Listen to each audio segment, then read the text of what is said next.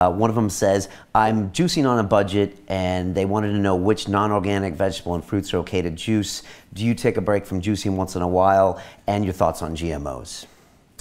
Right, so let's take the juicing on a budget and the organic question. Okay.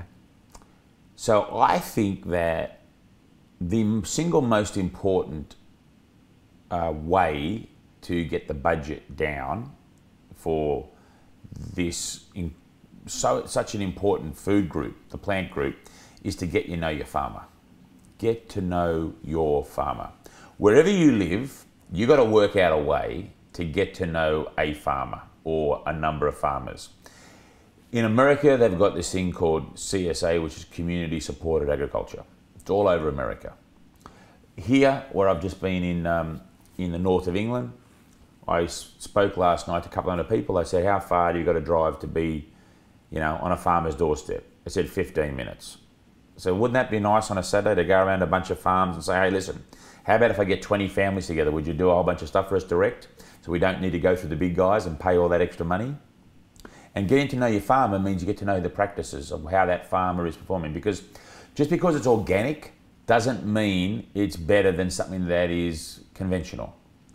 So this is an area that there is a lot of conjecture, and there's a lot of people that are saying this and saying that.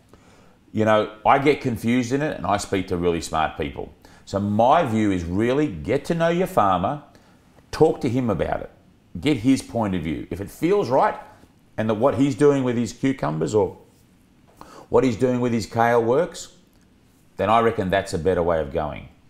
That goes to the same with the GMO. It's the same theme.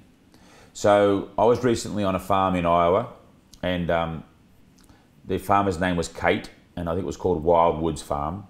And Kate, she wouldn't have been any more than 24, 25 years of age. She had like 5 or 6 farm hands working for her that were probably 16 and 17, all girls. And you add up all their ages, they weren't even nearly close to where I was at. And I spent the day with Kate.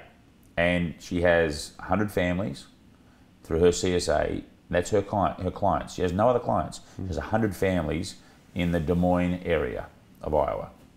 And she goes to work every day making food, raising crops to go down for these families to eat. She's connected to them. They all know her. They know what's going on in her life. She knows what's going on in their life. When she makes too much kale, do you think she charges? No, she says, here, have some more. So there's this partnership between the person who is bringing those plants to the family and the people who are in the family that are buying produce, that are buying the groceries. Brian Wansink is a good mate of mine who was also in movie number 2. He calls them the nutritional gatekeeper. They are the person that is deciding what balance of processed, animal and plant is coming into the home. So it's a big responsibility. Understanding GMO, understanding organic, the way that I sit with these questions and the way that I have in the little information that I have to date, or the amount of information I have to date, is to get to know your farmer and talk to these people who really understand it much better, that you trust. I love this local-based movement. I love the fact that one farmer might just have a local clientele of 100 families and that's it. That's it. And by the way, she is not an organic farmer. Right. There you go. She uses organic practices. She's not certified.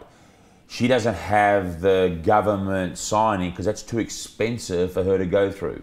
So here's an example of someone who's doing everything the way that an organic farmer is, but she can't say it's organic.